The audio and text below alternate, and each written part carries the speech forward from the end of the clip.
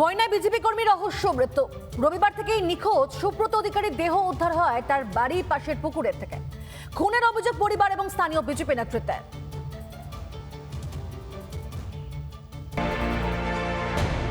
রবিবার থেকে নিখোঁজ বিজেপির সেই কর্মীর দেহ উদ্ধার হলো বাড়ির পাশের পুকুর থেকে। মায়ের চোখের জল বাঁধ বাঁধছে না। যে সে খুন করেছে, ওকে কেউ মেরে ফেলাইছে গো বাবা, আর কিছু না রে বাবা রে। ধৈর্য রাখুন।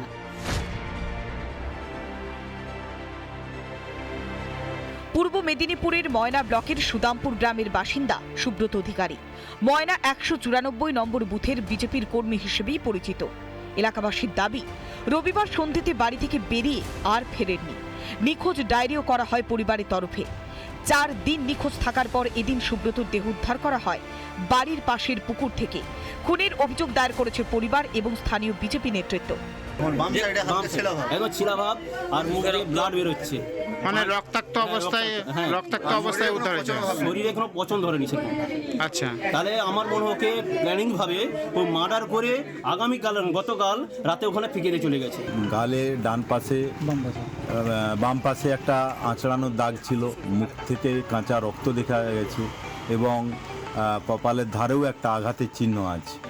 ভয় বিজেপি কর্মীদের আছেই, আজকের দিন হলে কি না কি ওরা করে, সুতরাং সেই থেকে তো আরও সন্দেহ বেশি হচ্ছে। বিজেপি কর্মী রহস্য মৃত্যু। পরিবারের পক্ষ থেকে খুনের অভিযোগ দায়ের করা হয়েছে। বিধানসভা নির্বাচনের আগে জানি সরগরম ময়না। রিপাবলিক বাংলা। নানা ধরনের কন্টেন্ট দেখার জন্য লাইক করুন, শেয়ার করুন আমাদের ফেসবুক পেজ, সাবস্ক্রাইব করুন আমাদের ইউটিউব চ্যানেল। পাশাপাশি অন্যান্য ব্রেকিং নিউজের জন্য অবশ্যই চোখ রাখুন রিপাবলিক বাংলায়।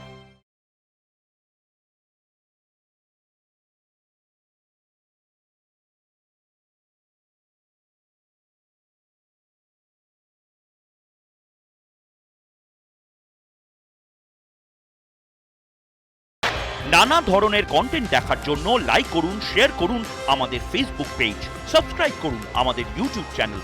পাশাপাশি অন্যান্য ব্রেকিং নিউজের জন্য অবশ্যই চোখ রাখুন রিপাবলিক বাংলায়।